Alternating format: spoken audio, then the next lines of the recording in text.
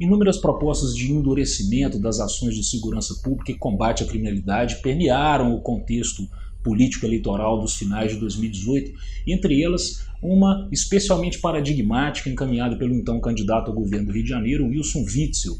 segundo o qual seria viável que os agentes de segurança fizessem o que ele chamou de abatimento de pessoas que estivessem portando fuzis, e esse ato estaria, em tese, abarcado pela excludente de licitude de legítima defesa. A questão é controversa, é complicada e me parece que merece abordagem pelo menos sobre dois aspectos diferentes. O primeiro, aspecto técnico, em relação ao Instituto da Legítima Defesa, a sua aplicabilidade num caso como esse, e um segundo enfoque, talvez de política criminal, de se discutir se efetivamente esse tipo de atividade, esse tipo de ação estaria efetivamente contribuindo para o controle da criminalidade ou se só faz a exponencialização de um ambiente punitivista e de hipertrofia do direito penal como talvez a panaceia de todos os males sociais. Num primeiro momento, ou nessa primeira abordagem mais técnica, nós precisamos lembrar que o Instituto da Legítima Defesa está, sim, obviamente, previsto no Código Penal, no artigo 25, e age em legítima defesa o agente que faz uso moderado dos meios necessários para repelir uma agressão injusta, atual ou iminente, essa cronologia é muito importante, contra um direito seu ou um direito de terceiro. Então, destrinchando esse conceito, num primeiro momento, será que a atividade de um sniper, de um atirador de elite, seria a utilização dos meios necessários e mais seria uma utilização moderada em relação a essa atividade especial daquele agente policial? É preciso lembrar que nós estamos falando de um tiro técnico, por assim dizer, né? Existem possibilidades diversas de manejo de uma arma de fogo ou de um disparo técnico efetivamente feito por um agente de segurança e basicamente a gente pode elencar três possibilidades, por assim dizer. Primeiro seria aquilo que se chama de tiro seletivo, em que o objetivo do atirador não é acertar a pessoa, mas sim ao instrumento que estaria causando um perigo. Então seria o tiro na arma, algo talvez para nós meros mortais e sem uma mira tão aguçada seja algo até difícil de se conceber. Uma segunda possibilidade de um tiro técnico seria o disparo chamado de disparo de contenção, que é aquele disparo feito em partes teoricamente não vitais do alvo, né, teoricamente não vitais do indivíduo, cujo objetivo é a mera imobilização, um tiro na perna, um tiro no braço, enfim. E por fim, o que é chamado de tiro de comprometimento. Esse sim, o objetivo é a absoluta e pronta neutralização do alvo. Então, uma primeira discussão em relação ao Instituto da Legítima Defesa seria cogitar se esse disparo, que seria um disparo de comprometimento, isso é, que objetivaria, sem meias palavras, a morte daquele indivíduo, se ele seria, se estaria abarcado nesse conceito de uso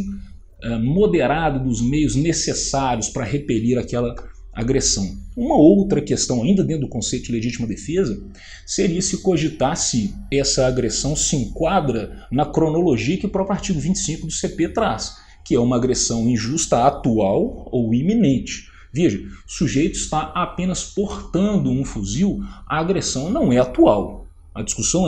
ela é iminente. E aí me parece que o caldo recebe um tempero ainda mais complexo, que é o contexto em que esse fato se dá, em que essa situação ocorre. Porque se fôssemos extrapolar no exemplo, o indivíduo apenas portando um fuzil fora de um contexto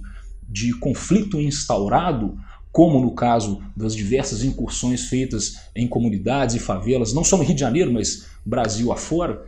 me parece que ali não se estaria diante nem de um perigo atual e nem de um perigo iminente. O sujeito está portando uma arma que, aliás, teoricamente é uma arma de uso restrito e poderia incorrer nas sanções de posse ou porte de arma de uso restrito previsto no Estatuto do Desarmamento. Tudo bem. Agora, essa mesma fotografia de exemplo, num contexto sabidamente de conflito instaurado e candente, talvez pudesse configurar, e perceba, não estou dizendo que configura, estou dizendo que talvez pudesse dar margem à configuração de uma iminência dessa agressão injusta que potencialmente poderia configurar uma hipótese de legítima defesa de terceiro, ou seja, o policial que faz o disparo de comprometimento em um sujeito que porta um fuzil num contexto de conflito urbano instaurado e sabidamente violento, poderia, teoricamente, estar abarcado pela excludente de legítima defesa de terceiro. A questão é a dificuldade de sindicar a atividade dessa operação policial. Caminharíamos bem, talvez, se todas essas situações, se todas essas atuações fossem efetivamente gravadas, estivessem documentadas em vídeo, etc. Talvez ficasse mais fácil fazer essa accountability policial, essa responsabilização, essa tomada de contas da atividade policial durante aquela incursão, durante aquela operação, e aí sim poder-se-ia cogitar no âmbito de uma eventual investigação por esse crime de homicídio, ou em sede policial ou em sede jurisdicional, da presença ou não dessa hipótese de legítima defesa de terceiro. Então essa é uma questão, é uma discussão difícil, é verdade, mas centrada num aspecto técnico em relação à dogmática penal sobre o Instituto da Legítima Defesa. Já em um segundo enfoque, num aspecto referente à política criminal, é preciso cogitar se efetivamente práticas ou políticas de segurança pública desse quilate efetivamente contribuem para a contenção, para a melhoria do caos de segurança pública que se vive atualmente. Não se pode ser inocente também de acreditar que armas desse porte, armas desse calibre ou armas longas de amplo poderio destrutivo ingressem nas mãos de facções criminosas organizadas sem ou a participação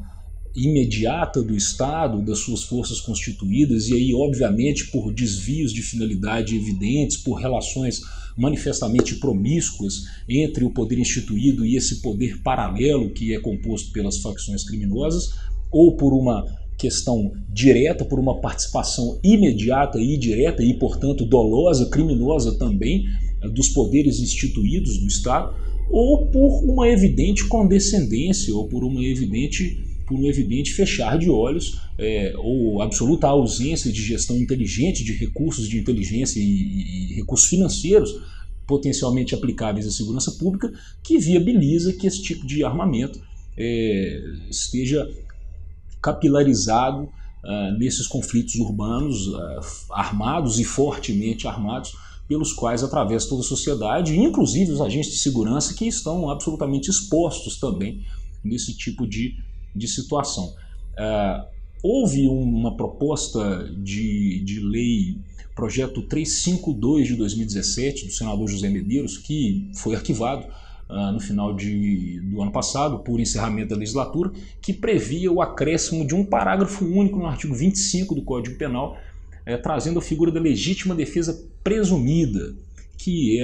evidentemente abarcaria exatamente essa hipótese que está sendo comentada, que é nos casos em que, pelas condições em que se verifica a ameaça, seria possível presumir que aquele agente imediatamente colocaria a perigo um direito próprio ou alheio em relação àquele que estaria abarcado pela legítima defesa. Então se poderia presumir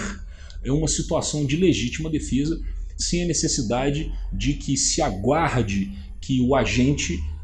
inicie atos executórios para então ser alvejado, né, no exemplo, e esse disparo essa conduta estar abarcada pela legítima defesa. Evidentemente isso é uma ideia de lei diferenda, ela não consta do artigo 25 do CP, portanto hoje a fotografia, a configuração da legítima defesa que se tem em vigência é aquela do artigo 25, em que o agente se vale do uso moderado dos meios necessários para repelir uma agressão injusta, atual ou iminente a um direito seu ou a um direito terceiro. Então, nesse contexto, tanto dogmático quanto de política criminal, me parece tormentosa a questão. Ela não tem uma resposta fácil, é bem verdade, mas fica aí para que seja questionada e discutida, especialmente nesses momentos de hipertrofia do direito penal, e talvez essa seja a principal discussão no âmbito de política criminal e talvez até da criminologia, de ações que só fazem recrudescer, só fazem aumentar uma noção de hipertrofia, de endurecimento, de expansão, de expansionismo do direito penal, como se o direito penal fosse um instrumento milagroso de solução das inúmeras questões que estão por trás do problema de segurança pública e que, evidentemente, violência urbana é só a ponta do iceberg. Para baixo tem uma série de outras questões que envolvem políticas educacionais, políticas de saneamento básico, enfim,